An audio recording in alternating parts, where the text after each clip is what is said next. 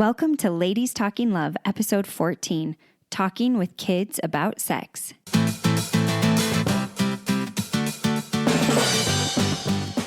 It's Ladies Talking Love, a community of women uncovering more joy and fulfillment in sex as we learn from experts and amazing women like you.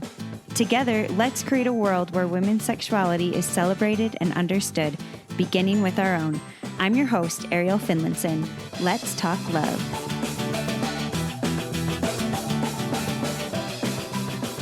Like every other episode on Ladies Talking Love, I hope that this episode will help spark some great conversations between you and your partner about how you want to talk with your kids about sex. Even though we say it on the podcast or we have opinions about it, that doesn't mean that that's what's going to be right for you and your family or you and your relationship with your spouse or partner.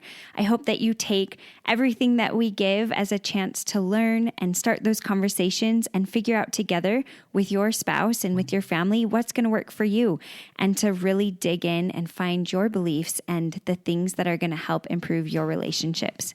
Today on the podcast, I get to chat with Rian Gordon, who is currently living in Springville, Utah, with her best friend and husband, Mark, and their 2 kids.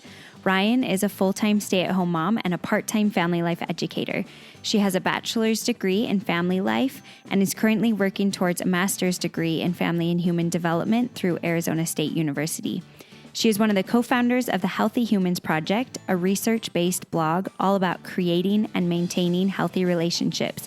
And she is passionate about healthy sexuality, mental health, positive parenting, and all things relationships. She loves to sing and act, draw, crochet, swim, and spend time with the people she loves. Before we jump in, I just wanted to thank you for being here. Thank you for helping be the change that we hope to see in the world. If this podcast has been meaningful and helpful for you, I would really appreciate if you could share it with your friends and family, and also leave a review wherever you listen to your podcasts. As always, let's talk love.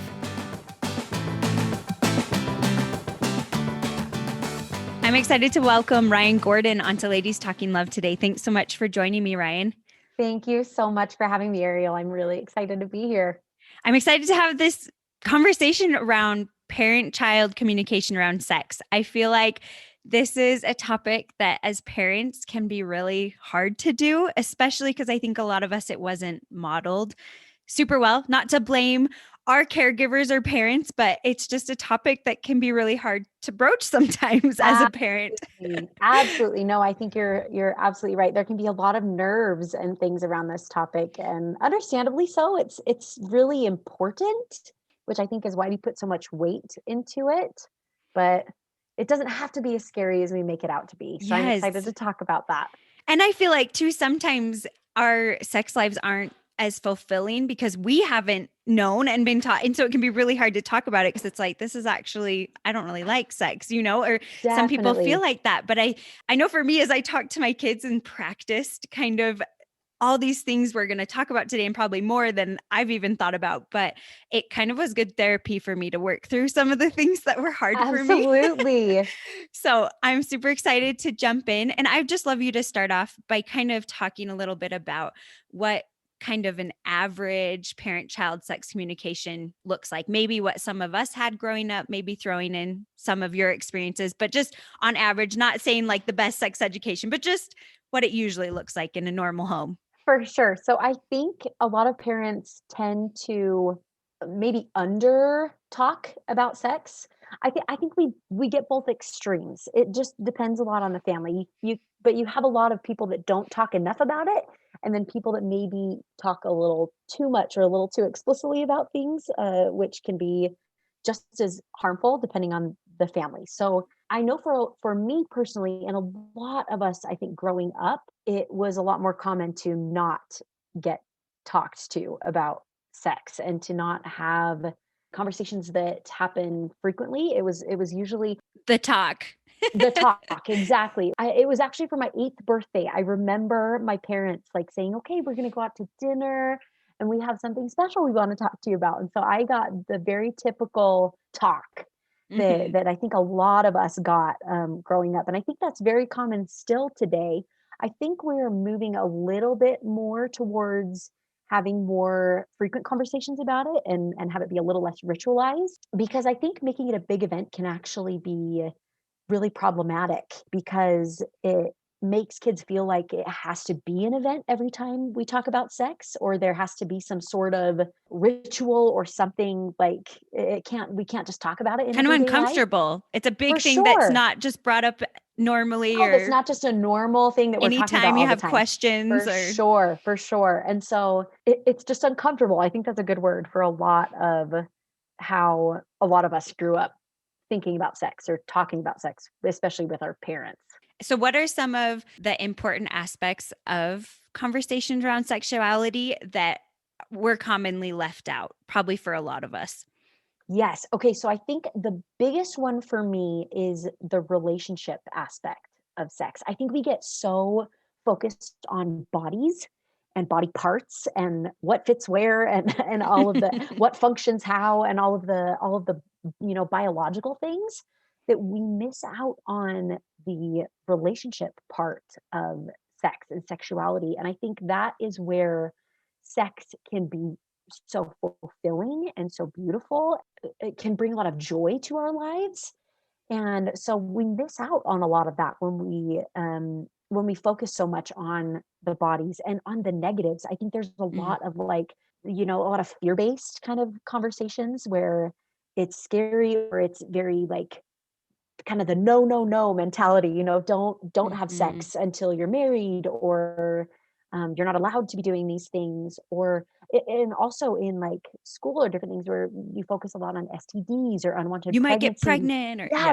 like the really kind of it's scary, right? It's those things that Mhm. kids are like, well, I don't want that. So, but when we focus so much on the negative, we miss out. I think that really can hinder us when we actually enter into sexual relationships later on that are meant to bring us together and be beautiful and happy and enjoyable, and instead we're afraid of it, and or we feel guilty and a lot of shame surrounding those things. So those are two big things that I would say is the relationship and the positivity that sex can bring, and then find a balance between those cautions, that cautionary part of sex, and the positive part of sex. Can you give us some examples? Because I feel like as a lot of parents may feel like, but if I tell them that sex is good or that it's fun or pleasurable and can create this bonding relationship, they're going to want to do it more than if I'm like, no, no, no, you need to wait. That is totally common. I think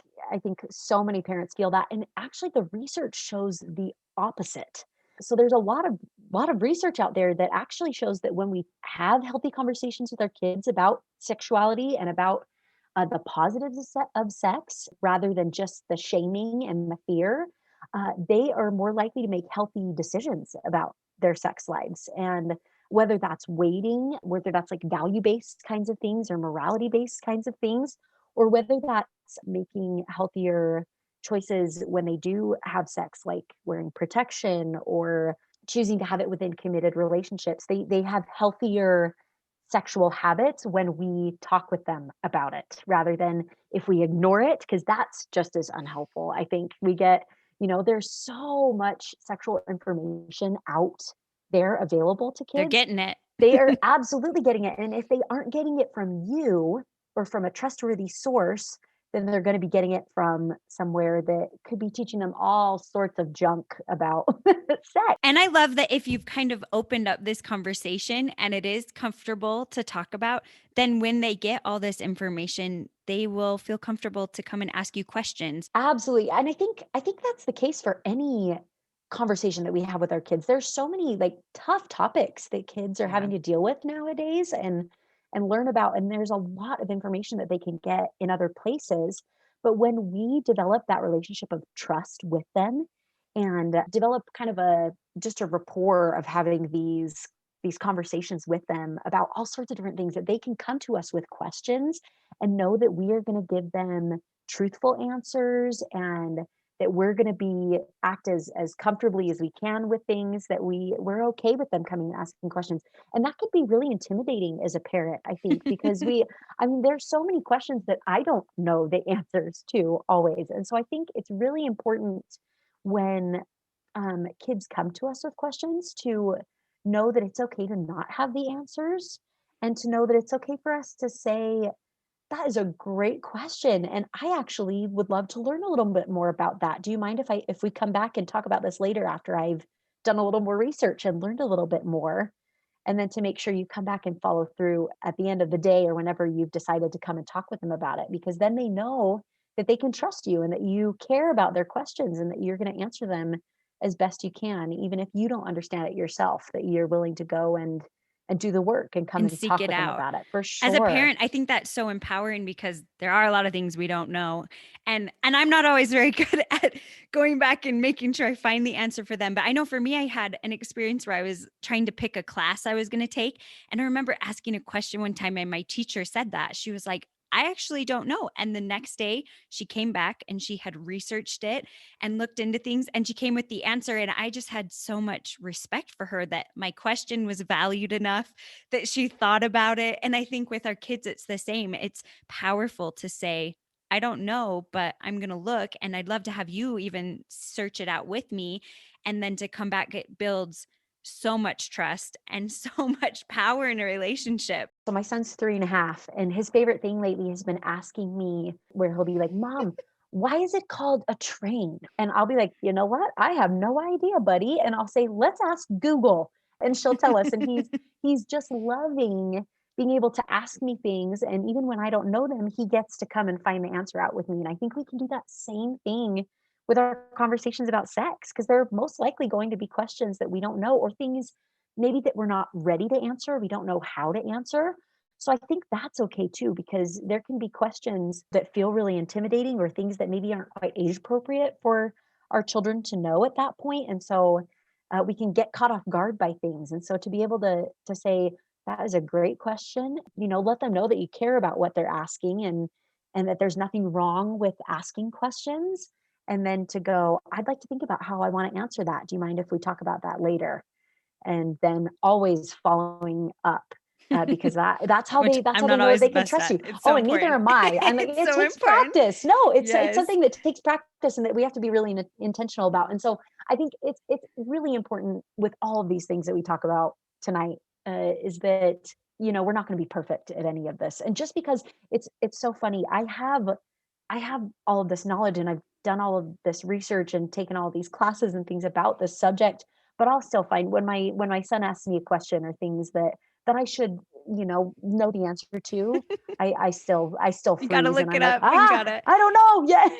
And I Yeah. think it's so powerful to have them see us researching and looking it up because, especially in this world of technology, we need to show them how to find good information because Definitely.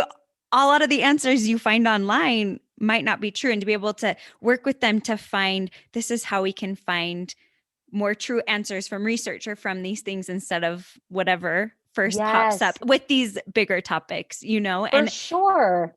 I For also think sure. it's interesting with we were talking a little bit about the different topics and talking about the fear-based and things, and those things can be really important to talk about, especially Definitely. with abuse or being safe and Mhm. consent.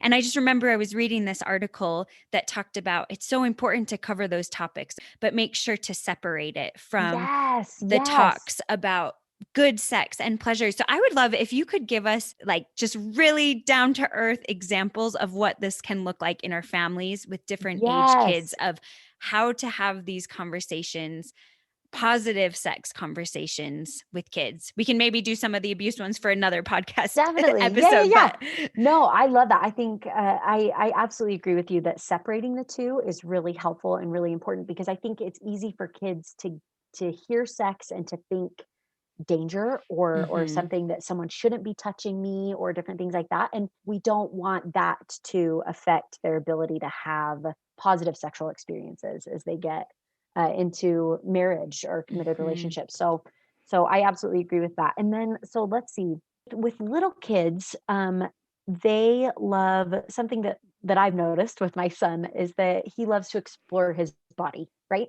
mhm, And that's super normal. And I think, because especially coming from a religious background personally, there's a lot of stigma around masturbation or Mhm. worries around that kind of self-touch, and which is a conversation for a totally other podcast episode too. You can throw But in a little bit here though, because that's all part of it. but I think it's so important for us as parents to know that it's okay for our kids to be noticing their bodies and to have, being enjoying the feeling of touching their bodies, because that's normal and it's healthy, and that's what allows for sexual pleasure, is our Mhm. bodies feel nice and it feels good. So one practical example that you could do is, if you notice a child touching themselves, or my boy will be in the bath and be like, "Mom, that my penis tickles," or something, just very like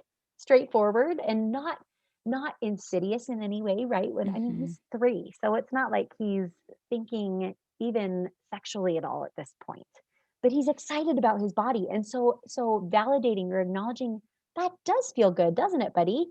And then you can also redirect to something else and say, like, what other parts of your body tickle or feel good, or different things like that. You're not shaming or freaking out about a question like that. Don't touch Yes, down yes, there. no, because Yeah. it's very easy to react that way. And that's, I think, how a lot of us were reacted to. If that makes sense. When we were Mhm. kids, it was very common to don't touch that. That's not appropriate. That's not okay. Mhm.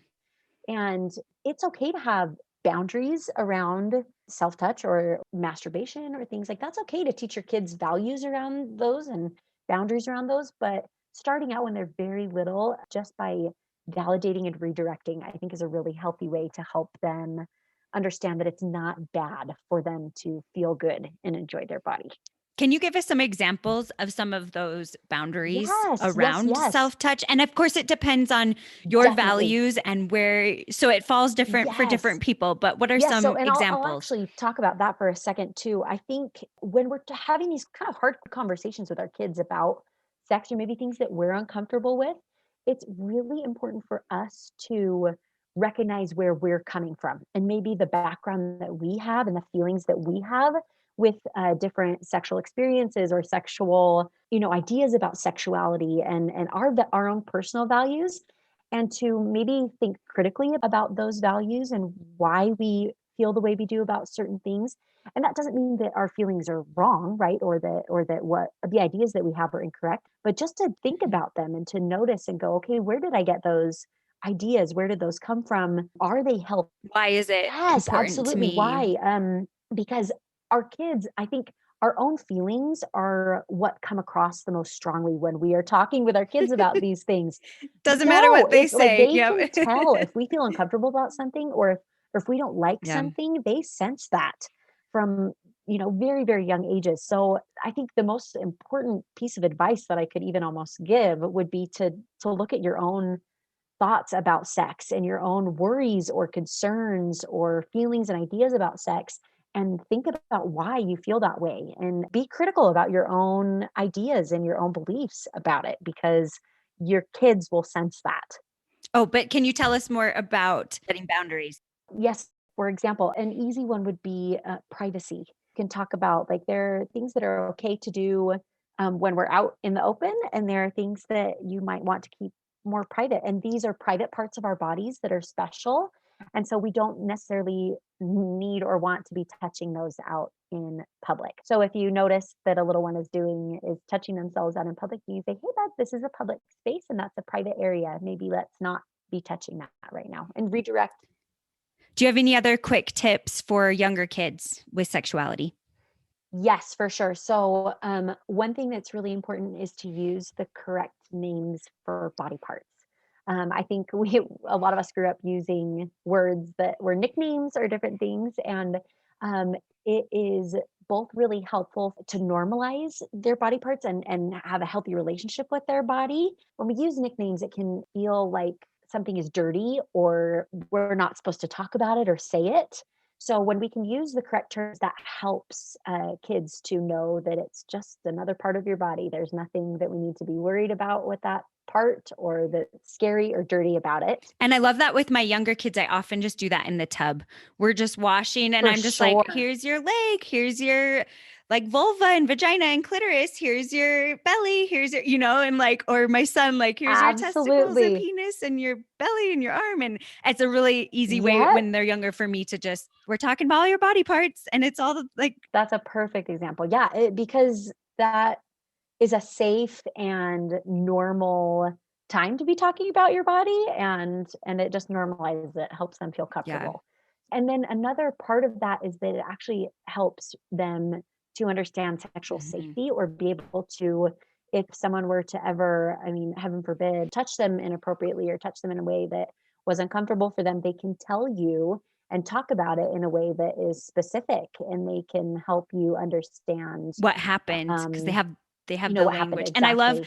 I like totally Yes. love tub time with my kids for this too, because we'll talk about like, it's okay for mama and papa to touch your vagina or vulva or touch your penis while we're helping you wipe or in the tub or things. And then we'll talk about like, but other people, and it's okay not to wear clothes at home, but when we're out, just kind of having those Yes, yes. conversations has been really good. I would love to hear some of your tips then about older kids, especially value based, that it's really important in our family, if we're coming from a more religious or conservative background, to wait until marriage, or just even base it with values, to wait until you're in a committed relationship.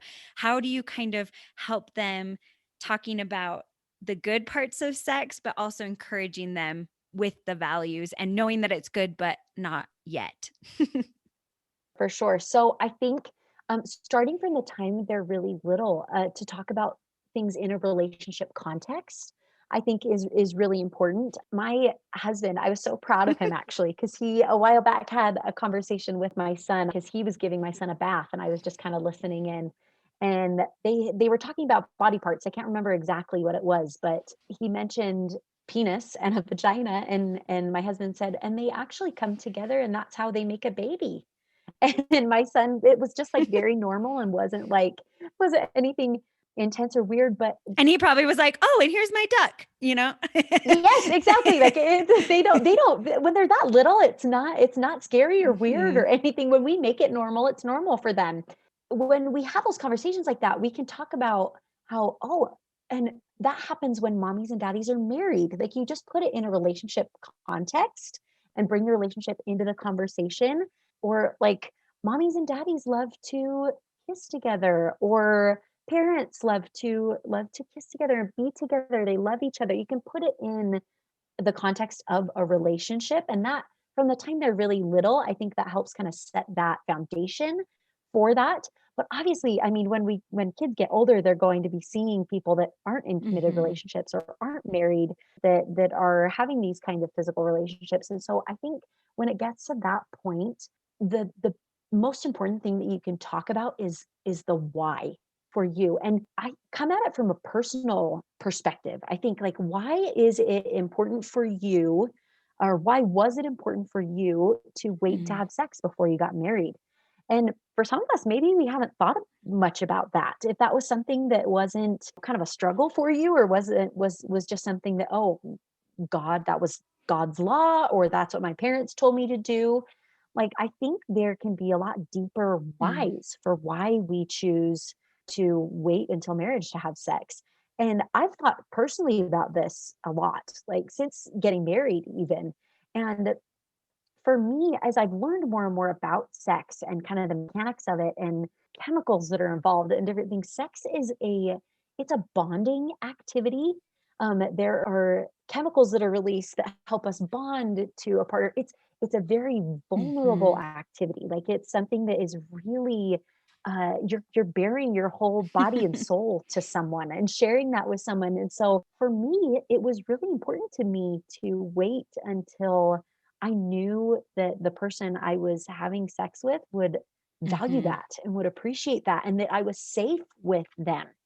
And then on top of that, I mean, my personal values, I also have religious values that went along with that, but that was kind of the underlying reason for maybe God's desire in having me wait until marriage for sex, was because he cared about my Mhm. heart. And it was my heart that was involved in this really beautiful and important union. And God cared about that. And that, to me, was why I chose to wait, was because I also cared about my heart and wanted my heart and my body to be in a position where I felt safe and was with someone that I knew was committed to me and that I was committed to them. So have those kinds of conversations with your kids, I think with your Mhm. teenagers. And as they're having these experiences with kissing, holding hands, these physical experiences that can be so exciting and so fun and can even, arousal can be a part of that and their bodies get excited and that's totally normal and it's okay. So I think to help normalize that for them and help them know that their bodies are doing what they're supposed to Mhm. and that that's normal and it's happy and it's exciting and talk with them frankly about those responses that their body's having. Ask them on a date if they came home and they tell you they kissed someone, say, what did that feel like? What how did your body react? What was happening? And if you've set the foundation for these kinds of conversations, from the start that they're teeny tiny, it doesn't have to be as scary, but you can start. The best thing is that you can start having these conversations at any time. You don't have to have been doing this perfectly forever to be able to start having these conversations. Just say, I would really like to start talking with you about this. I think it's important and I would love to strengthen our relationship in this area. So talk with them about that and then validate and help them know that that's exciting and that that's important. And then say, the best part is that we get to enjoy that in marriage when we have someone that we know loves us so much and that we love so much. And that's a wonderful, wonderful part of strengthening and enjoying your marriage And that it's together. your whole life. And I think like Absolutely. as I've thought about talking to young adults or in I've worked with some young adults and talking with them, it's like it Yeah, can be really exciting and fun. And I'm sure that some you know, one night stands or other things, maybe they were really fun, but you're missing out on the whole foundation that is going to build a beautiful life around it that creates more joy, more fulfillment, more pleasure because absolutely. you know each other intimately as a Definitely. partnership. And I feel like too as we talk about some of our values and why we waited and why it was important to us to create this lasting relationship that can be the good, the bad, the ugly, and we're in it together. I think that For when sure. they can share with us, I did feel this feeling. You can say, awesome, that's a beautiful feeling. How did you feel? Do we need to go back and maybe reset some of your boundaries? Maybe you felt maybe that was awesome and I'm so glad you felt it, but maybe think about like Yeah. would a boundary be better to maybe set a little farther and have that conversation with who you're dating because we all have different boundaries, what's too much arousal or not when we have value based wanting to wait. And so just being able to keep that Definitely. conversation open with our kids but also encourage them to have those conversations with whoever they're dating as they're getting into Absolutely. those. Absolutely, because it's a Yeah. relationship, right? Like this if we want our kids to put sex within a relationship context, it's so important to encourage them to talk about it in their relationships. And I've heard this several times, but if you're not willing to talk about it, you shouldn't be doing Mm, it.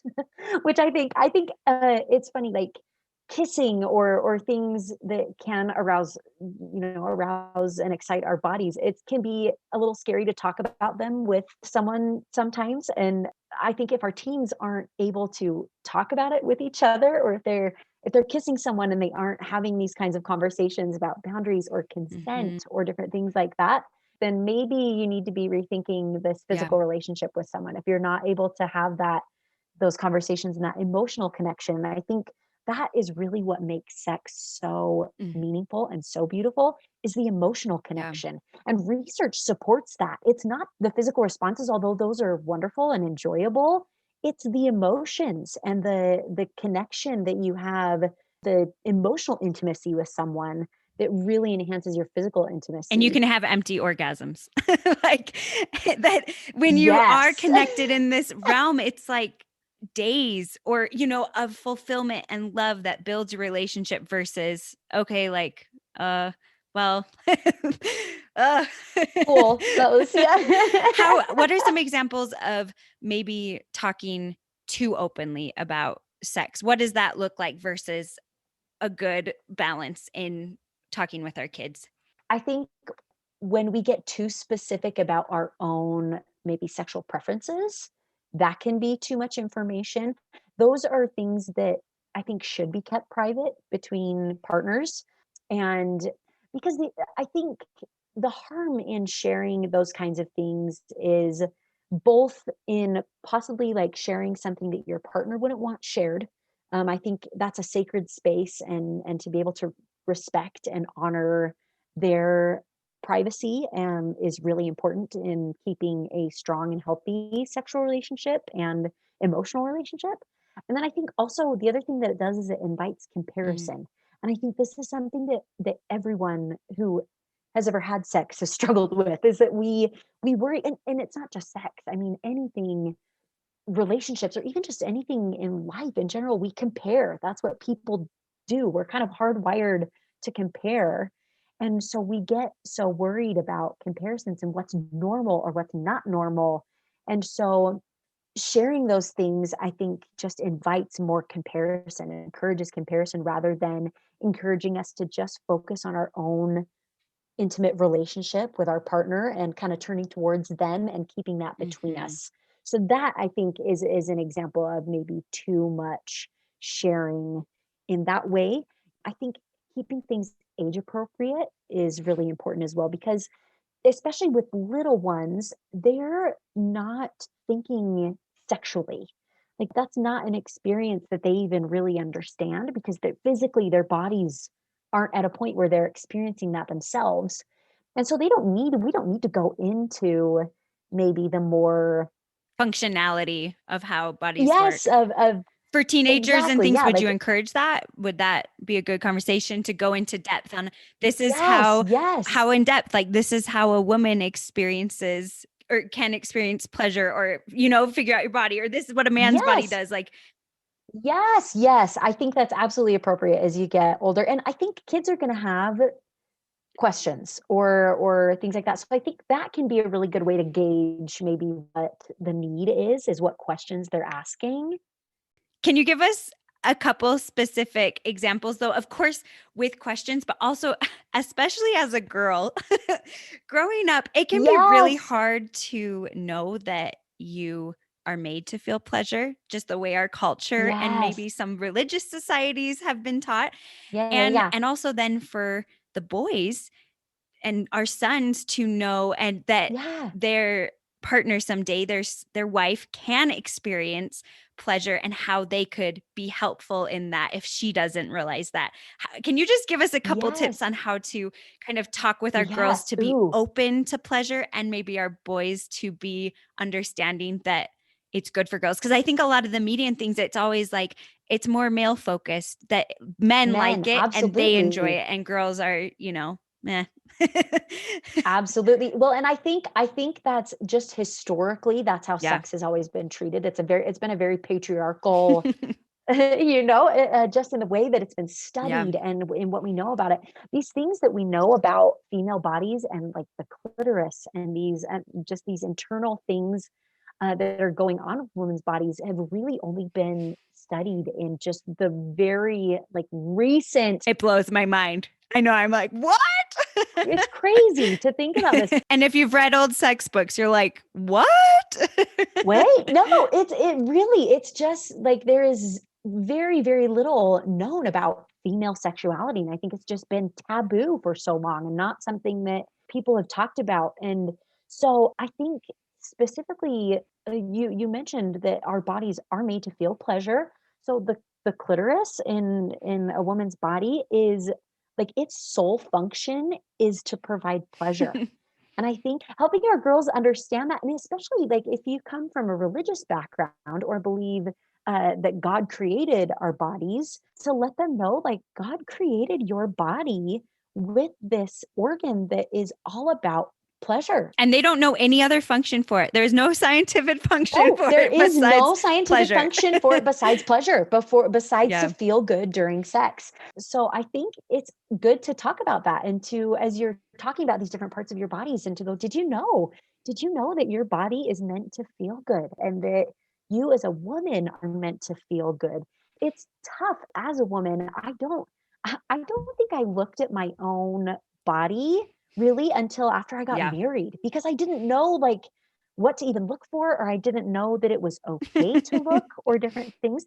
So I think it's okay to tell your girls like if you're having conversations about about female anatomy, and to go, why don't you go take a Yeah. mirror and Take go a look at your look. body and take a look at how amazing this is and what this looks like, because it is not boys. I mean, it's just It's all right outside. there, It's just right? It's so easier, easy to see. It's accessible. outside of their body.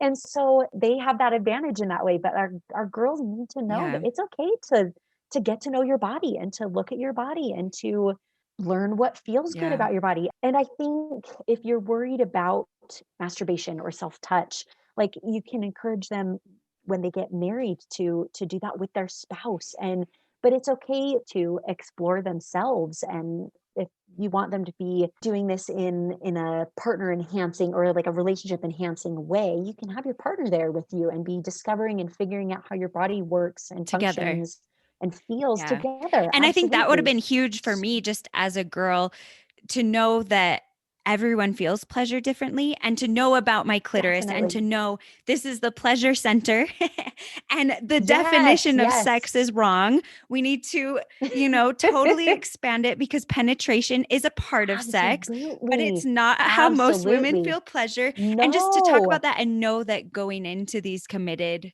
marriage relationships, wherever your values are at, you're teaching your kids Yeah, that it's going to be a journey. And that's the beauty of being in a committed relationship, is that you and your spouse or partner get to work at it together and figure it out. for And just even sure. before getting married, I would probably even encourage them just like to notice if something feels good and just notice it Yes, and log it away. Oh, I just noticed that, instead of absolutely. feeling like, oh, I don't want to feel anything. Do you have any Absolutely. suggestions for talking to our boys just to be open to knowing that girls? Yes, yes. So, yes, okay. So I think it is totally appropriate to show them pictures of female anatomy. I think that would be really helpful and to help them know, this is how a woman's body is built. And it's meant to feel pleasure, and you can do a lot to help your wife Asking or your her, partner does feel that feel good? Does pleasure that, by yeah. asking her what she Yeah. needs. Absolutely. And communicating openly Instead and of this knowing thing that like talking during you sex ruins the mood, because is not wait a okay. minute, I that know, would mean right? like no women would be pleasured, No. I feel like. Exactly. And on top of that too, I think understanding that it's okay to just because a woman doesn't orgasm does not make a sexual endeavor unsuccessful.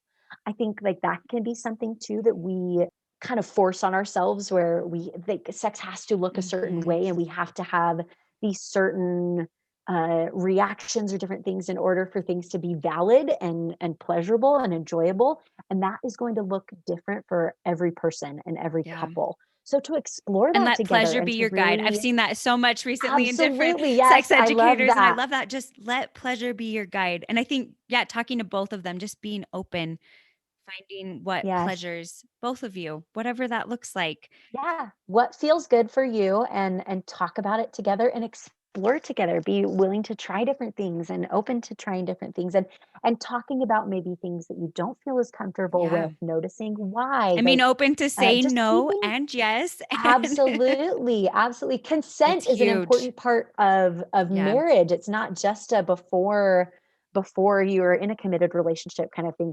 Consent is an ongoing principle and thing that should be talked about even All the even time. in committed Yes. relationships This all has the been time. so good. And I I would love to have you, just as we kind of wrap up, what is some advice that you would give to someone, especially since we're talking more about ladies, especially to a girl who's preparing to get married.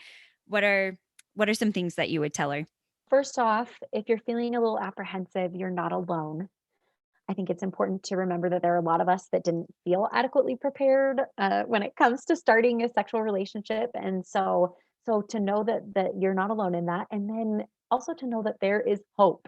If you Even if you feel inadequately prepared, there's I would recommend starting off with reading books. There are so many good books out there, and I can give you a list, Ariel, if you want to Yeah, share we with can put people. some of your favorites on I would the be happy to do episode that. details. Books are a great resource, and that's a lot of how I started learning about things, or taking classes. If there are classes available, take a premarital class with your fiance, with your partner, because there's so much that you guys can learn together, I think, to do that. I think it's also really important to have open conversations with your fiance about sex. I think sometimes we're afraid to do that. And sometimes we feel like maybe something will be too arousing for us, or it's not okay to talk about it before we get married. But I think a lot can be said for having a conversation that will help kind of ease that sexual tension that you feel and that apprehension, and being able to talk about it together. So have those kinds of conversations and talk about boundaries and what your expectations are together, your fears, maybe your excitement, things you're excited about. Have open conversations about those and don't be afraid to talk about them. One other thing that you can definitely do is to consider enrolling in premarital counseling.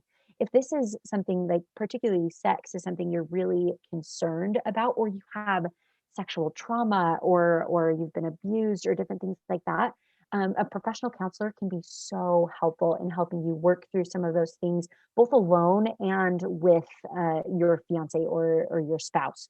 So don't be afraid to ask for help if this is something that you struggle with and something you need help with.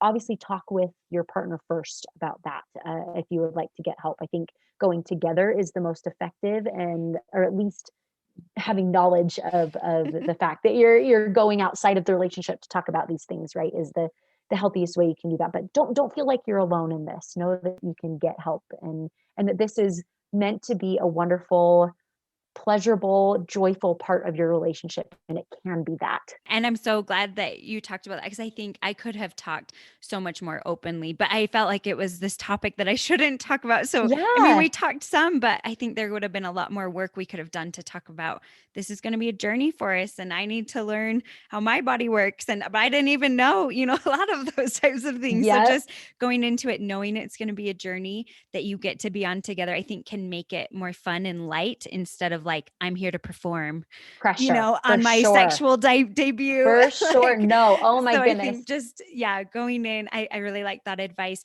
Just to close up, what are some actionable tips you would give to parents who want to start teaching their kids more positively about sex, but maybe they struggle to talk openly about it? Or maybe they're feeling, listening to this, I already have older kids and I've missed this window of opportunity. What are some tips you would give them? Okay, so first off, know that it is never too late to start, and it's also never too early to start. I think the best time that we can start practicing talking with our kids about these things is when they're little itty bitty babies. And consent too. I just have to throw this in there Absolutely. because my 9-month-old for months has already been letting people know when she's not okay with things. And That's we talk about that awesome. in our family. We're like, she is saying she doesn't like that and you have to honor her. So Respect it. just, yes. Absolutely. Absolutely. And these are conversations that you can have with little ones, and they, I think, understand a lot more than we give them credit for. So practice. Don't be afraid to test things out and to say, okay, I didn't like the way that went. Let's try that again. I'm gonna try it this way. You can practice in front of the mirror. That's a great way to kind of watch your own face, like notice your physical reactions and how you're feeling about, because that can say a lot about how you feel about something.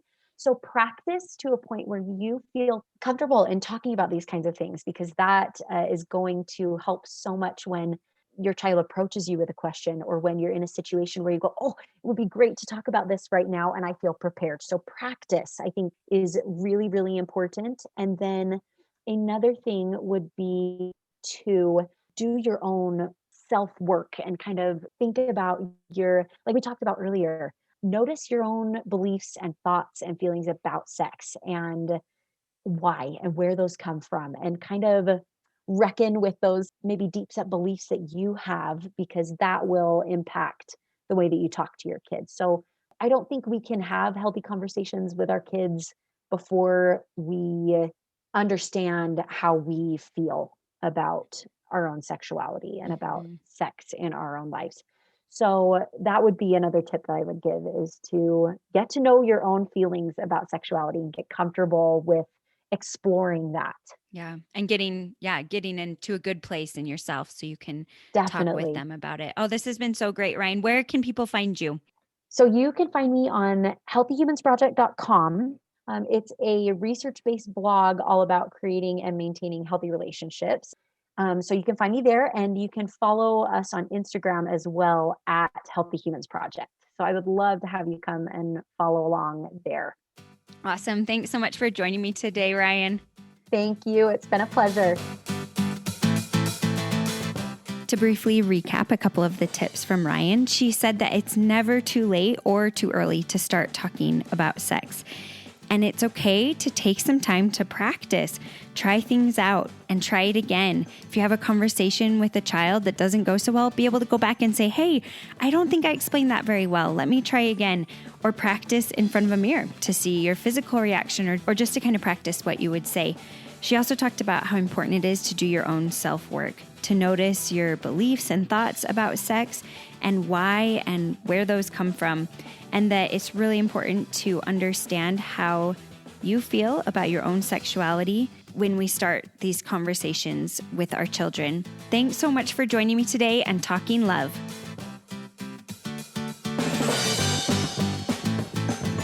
Join the conversation at ladies.talkinglove on Instagram and tag your friends who would like to participate. You can also check out our website, ladiestalkinglove.com, where you can access each episode and join our exclusive newsletter. I'd love to hear your thoughts on Instagram or by email to hello@ladiestalkinglove.com as we learn together. Thanks for talking love.